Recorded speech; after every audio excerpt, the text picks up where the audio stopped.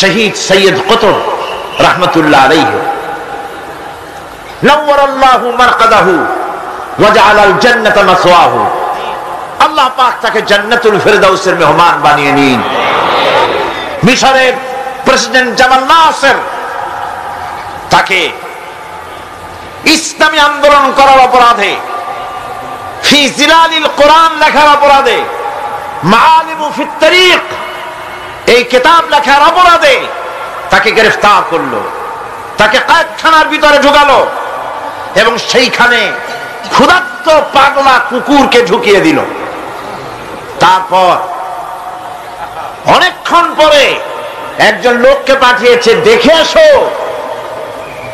রুমের ভিতরে কুকুরের সাথে কুকুর কি ব্যবহার করে। নাউযুবিল্লাহ। জামাল নাসেরের পাঠানো সেই লোকটি জেলখানার ভিতরে দৃশ্য দেখে অবাক হয়ে ফিরে এসে বললেন, জাহাপানা, কয়েকখানার ভিতরে গিয়ে দেখলাম সৈয়দ কুতুব নামাজের ভিতরে সেজদায় পড়ে আছে, আর শিকারী পাগলা কুকুর তার পাশে বসে তাকে পাহারা দিতেছে। মৃত্যুর ভয় ইমানদারেরা করে না। তাকে বলা হয়েছিল ক্ষমা চাওয়ার জন্য, তিনি বলেছেন মাজলুমকে ক্ষমা চাইতে হবে জালেমের কাছে, এর থেকে ফাঁসি গ্রহণ করে শাহাদাতের দরজা নিয়ে হাসি মুখে আমি আমার মনিবের দরবারে খাড়া হতে চাই। এটাই হলো ঈমান। আর জামাল নাসেরকে আল্লাহ পাক ইন্তেকাম নিলেন, দুনিয়া থেকে বিদায় করে দিলেন।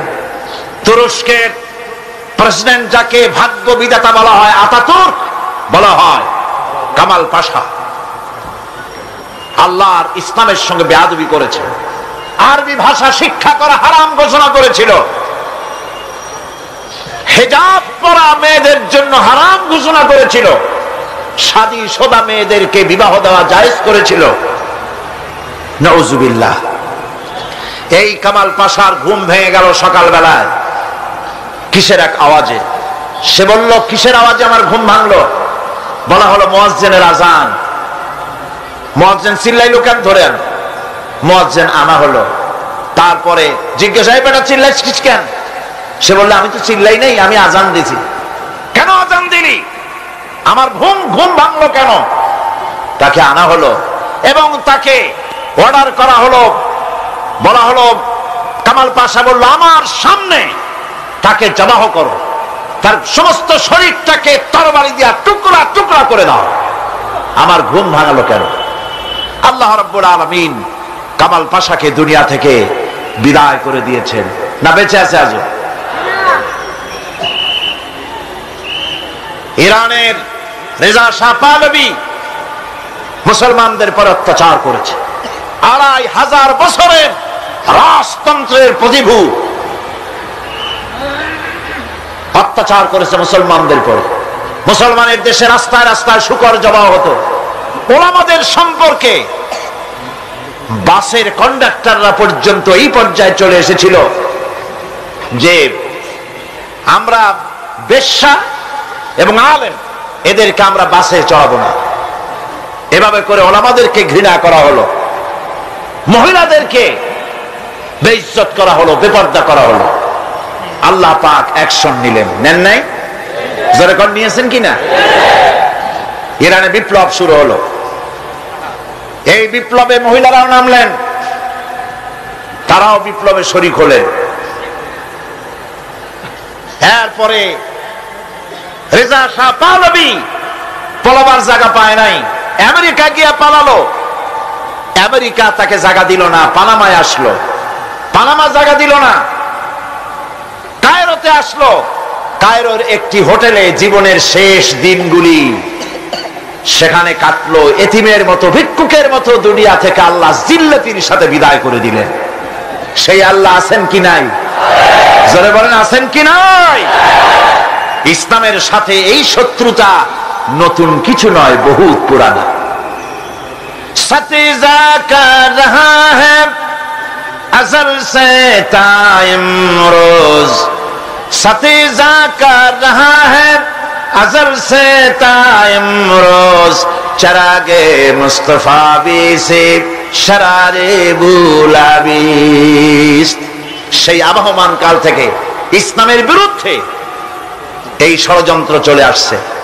আবু জাহেলের গোষ্ঠীরা চেয়েছে চিরকাল মুহাম্মদ সাল্লাল্লাহু আলাইহি ওয়াসাল্লামের তাওহীদের চারাককে, নবুয়তের চারাককে নির্বাপিত করে দেওয়ার জন্য, কিন্তু তারা নিবাইতে পারে নাই। কারণ ইসলাম আল্লাহ পাকের কাজ। সকলে বলেন কাজ। আল্লাহ রাব্বুল আলামিন বলেন ইউরিদুনা লিইউতফিউ নূরাল্লাহি বিআফওয়াহিহিম ওয়াল্লাহু মুতিম্মু নূরিহি ওয়ালাউ কারিহাল কাফিরুন। ওরা চায় মুখের ফু দিয়ে আমার আলোকে নির্বাপিত করে দেবে। আল্লাহ পাক বলেন আমি আমার আলোকে পূর্ণতা দান করব, তাতে কাফির বেঈমানদের মনের মধ্যে যত জ্বালা যন্ত্রণা হোক না কেন, ওদের মনে যত কষ্ট হোক, আমার দ্বীনের আলোকেও নির্বাপিত করতে পারবে না। আবু জাহেল চেয়েছিল মক্কায় রাসূল করিম সাল্লাল্লাহু আলাইহি ওয়াসাল্লামকে শেষ করে দিবেন, কিন্তু পেরেছে কি? পারে না।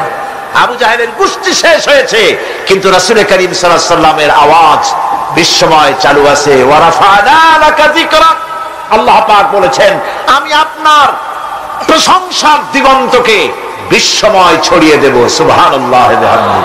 আজ লন্ডনে, আমেরিকায় আযান হয় মসজিদে। সেই আযান আগে হতো মসজিদের ভেতরে, আর খ্রিস্টানদের গির্জার ঘন্টা বাজতো মসজিদের বাইরে। মুসলমানেরা কেস করলো কোর্টে, একই ধর্মীয় কারণে খ্রিস্টানরা গির্জার বাইরে ঘন্টা পিটায়, আর আমাদের একই ধর্ম, আমরা মানুষকে আহ্বান জানাই আযানের মাধ্যমে, সেটা মসজিদের মধ্যে দিতে দেওয়া হয়। এই আইনের আমরা প্রতিবাদ করছি। 3 বছর কেস চলল। 3 বছর কেস চলার পর ইংল্যান্ডে এখন মসজিদগুলিতে হর্ন বাইরে দিয়ে আযান শুরু হয়ে গেছে। লন্ডনের বুকে মসজিদের আযান মাইকে যখন ছড়িয়ে পড়লো, আমার মনে পড়লো তখন বিশ্বকবি, কবি সম্রাট আল্লামা ইকবাল রহমতুল্লাহ আলাইহির কথা।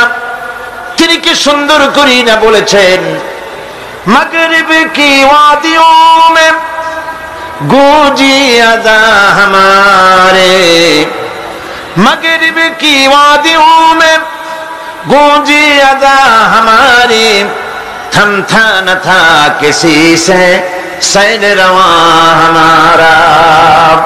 প্রচ্ছে এবং প্রতীচ্যে, পাহাড়ে পর্বতে, ইথারে সমুদ্রে, সর্বত্র রণিত অনুরণিত হবে, ধ্বনিত প্রতিধ্বনিত হবে বিশ্বময় লা ইলাহা ইল্লাল্লাহু মুহাম্মাদুর রাসূলুল্লাহ। এটাকে ঠেকাবার ক্ষমতা কারো নাই। আজ যদি দুনিয়া বাঁচতে চায়, আমরা কি বাঁচতে চাই?